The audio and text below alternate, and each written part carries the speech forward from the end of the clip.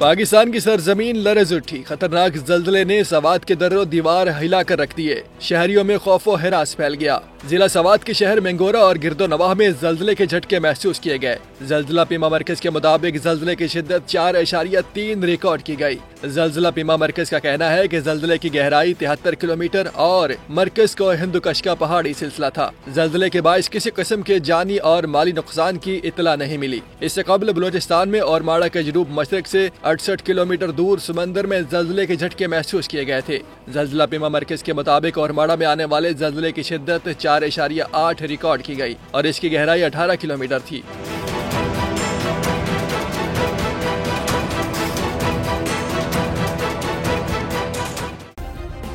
Subscribe करें और bell दबाएं ताकि कोई खबर रह न जाए।